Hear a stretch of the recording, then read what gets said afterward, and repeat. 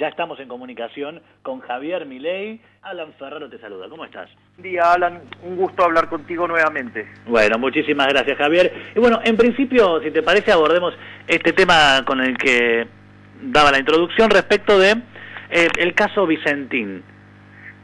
Sí, imagino que no te sorprendió que hayan anunciado una expropiación, varias ¿no? cuestiones, ¿no? Digamos, hay una cuestión de índole absolutamente crediticio que tiene que ver con la lógica del funcionamiento de una empresa que no puede honrar sus deudas y se declara en concurso de acreedores, ¿sí? Ahora, ¿qué el acreedor más importante es el Banco Nación y que además los préstamos fueron dados de manera irregular, de ahí que eso amerite meterse adentro de la empresa? Me parece que es otro cantar, y eso además, como además hay otros acreedores, podría culminar en básicamente en un perjuicio hacia los otros acreedores. Eso el punto respecto a esa situación.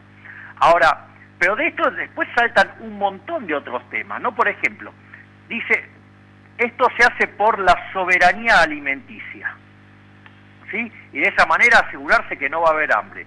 Yo te cuento que un gobierno de este mismo color, con las mismas personas en distintos lugares, declaró la soberanía energética y de tener exportaciones netas positivas. O sea, nosotros éramos exportadores netos de combustibles, nos convertimos en importadores netos al margen de todos los problemas que tuvimos con Chile por, violentar los contratos que habíamos tenido pactado con Chile.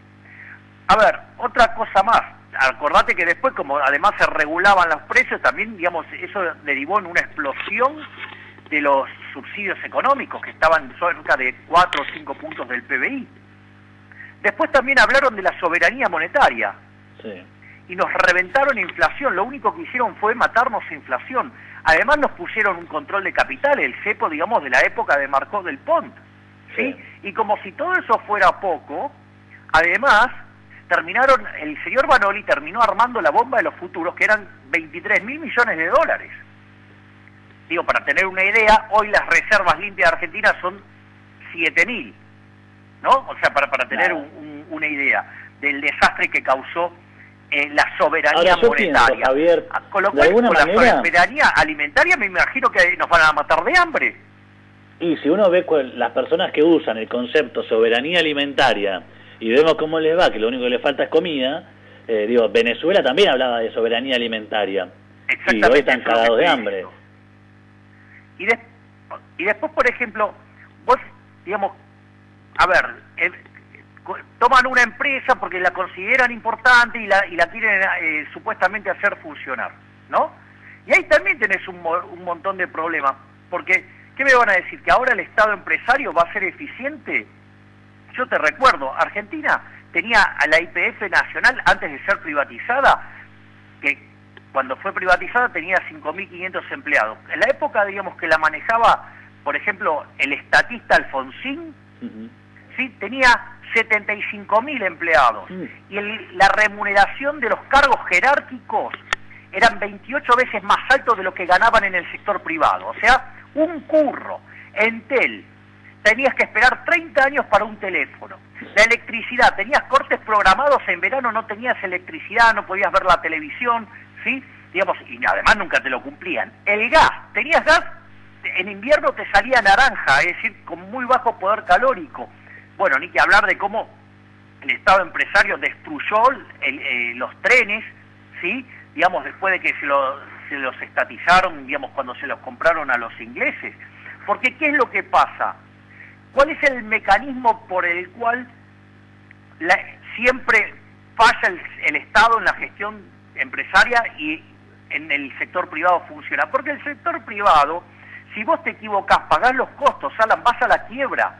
Entonces vas a tratar de servir al prójimo con un bien de mejor calidad, de mejor precio, y si no lo haces, quebrás.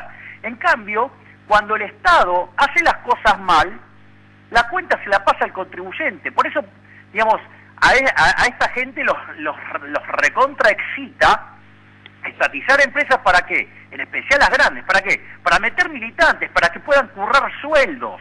Sí, esa es otra de las cosas. Después Sí, se torna en definitiva una caja de la política, un botín de la política. Pero pensaba esto, Javier, respecto de cómo se llega, ¿no?, a la decisión de una intervención y una eventual expropiación. Y pienso, el mismo Estado que te puso trabas por donde mires, desde burocráticas hasta económicas, jurídicas, que te fue siempre cambiando la regla de juego, es el que en definitiva se te asoció, te dio plata para que te fundas y después te roba la empresa, digamos, de alguna manera. Bueno, a ver, eso no dista mucho de lo que había postulado Vallejos días atrás. El Estado te había dejado sin ingresos, digamos, utilizando el aparato represivo de la fuerza, haciéndolo de modo inconstitucional, porque si quiere hacer semejante barbaridad lo tiene que hacer con la declaración del estado de sitio. No está hecha, digamos, nos están limitando nuestra posibilidad de transitar, nos están prohibiendo ejercer libre empresa, o sea, todos derechos constitucionales que tenemos. ¿Y para qué? Para dejarnos sin ingresos. Entonces las empresas que se quedaron sin ingresos además las obligan a pagar los impuestos y las obligan además a mantener la cantidad de empleados y seguir pagándoles. Frente a esa situación le generan un descalabro financiero, le ofrecen los préstamos, ¿sí?, y en el medio le cambian las reglas, donde no solo salen a escrachar, sino que además, ¿sí?, dicen que se van a quedar con un pedazo de las empresas. Frente a esa situación que plantea Vallejos, Alberto Fernández, de modo hipócrita, la desautoriza, y la realidad es que había ministros como Trota, sí, el ministro de Educación, que sé yo, que sabe de economía, el imbécil ese que no puede resolver una trivia para un niño de 9 años, porque esto pasó, no es que lo estoy inventando. Y por otro lado, digamos, el ministro Moroni. O sea, y a esos dos ministros los tendría que haber echado entonces si era coherente Alberto Fernández. Bueno, la coherencia se manifestó días atrás. ¿Qué hicieron? Digamos, expropiaron Vicentín. Y ya sabemos cómo expropia esta gente, digamos, ya lo vimos, las macanas que se mandaron. Sí, la terminás pagando más cara después la empresa de lo que vale. Claro, por eso. Entonces, a mí me parece, al margen de todo lo que implica como avance hacia el socialismo y de que nunca funcionó, porque el eje central por el cual no funciona el socialismo es porque no hay propiedad privada y no se puede hacer cálculo económico. Y las economías cuando están hiperreguladas y llenas de impuestos, o sea, que en el fondo, digamos, casi que son del Estado, porque se lleva más que el tipo que produce, entonces cuando vos te encontrás frente a eso, al margen de que nunca funciona bien el socialismo, a ver, lo aplicaron en Venezuela, le falta combustible, el país con más reservas del mundo de petróleo no tiene petróleo. Tenían $1 millón por cada habitante en el suelo y no tenían plata para comprar papel higiénico, y el estúpido de Maduro decía que en realidad era un problema de que comían mucho y entonces hacían un popó. ¿Me comprendés? Sí. O sea, cuando en realidad el venezolano promedio ya perdió 10 kilos de peso. Entonces, me parece que esto amerita ser tratado de otra manera.